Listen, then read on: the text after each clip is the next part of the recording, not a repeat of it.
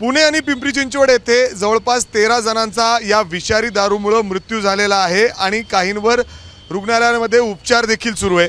मात्र आता वेगवेगळे संघटना पक्ष आक्रमक झालेले आहेत।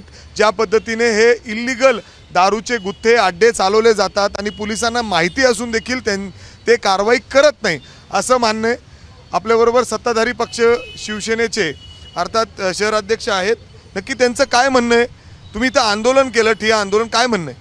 गेल्या अनेक वर्षापासून या हडपसर परिसरामध्ये बेकायदेशीर हातभट्टीचे दारूचे दुकानं, हातभट्टीचे धंदे असताना सुद्धा पोलीस जाणून बुजून याच्याकडे दुर्लक्ष करते।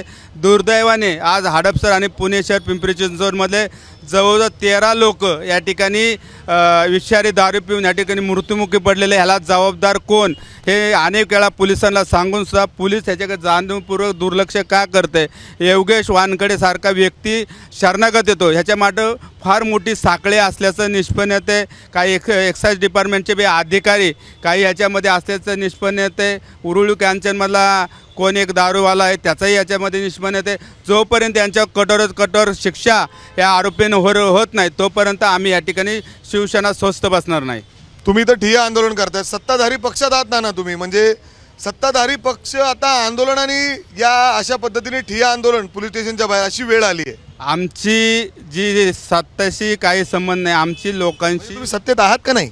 आमचा जो हे की आम्ही जे नागरिकांचा आमचा संबंध असतो, नागरिकांच्या ज्या ज्या घटना येतात त्यावेळी शिवसेना या ठिकाणी रस्त्यावर उतरते।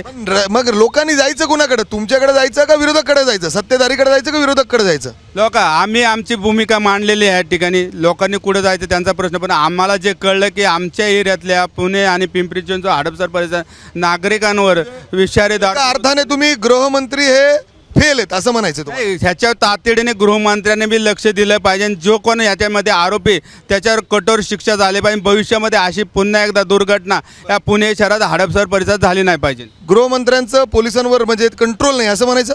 नाही, आता ते गृहमंत्री त्यांना आदेश देतील। तुम्ही म्हणताय पोलीस म्हणजे माहिती असून देखील कारवाई करत नाही, मग हे जबाबदार कोण? गृहमंत्र्यांनी कडकच्या कडक कारवाई करायचे आदेश या ठिकाणी पुणे पोलीस आयुक्त आणि तिथल्या संबंधित अधिकाऱ्यांना दिले पाहिजे। म्हणजे अजून कारवाई व्हायला पाहिजे।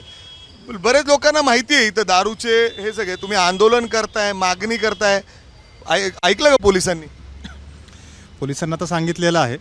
आता पोलीस कितपत कारवाई करतायत हे अजून शक्यता कमी आहे। जर का 1 किलोमीटरच्या अंतरावरती जर एखादा दारूचा गुत्ता जर असेल आणि त्या ठिकाणी जर पोलीस जर पोहोचत जर नसतील तर हे 100% पोलिसांचं अपयश आहे असं म्हणायला काही हरकत नाही।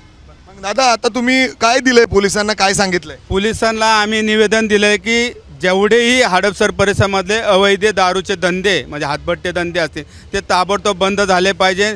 जो कोणी आरोपी आहे त्याच्या कठोर शिक्षा ह्या ठिकाणी झाली पाहिजे। 2-3 दिवसामध्ये संपूर्ण हडपसर परिसरात दारूचे किती दारूचे अड्डे? हजारो दारूचे धंदे या ठिकाणी सातोनगर परिसरात आपल्याला सगळ्यांना दिसतात, पोलिसांना दिसत नाही। पोलिसांना माहिती आहे ना, जाणीवपूर्वक याच्याकडे दुर्लक्ष केले जाते।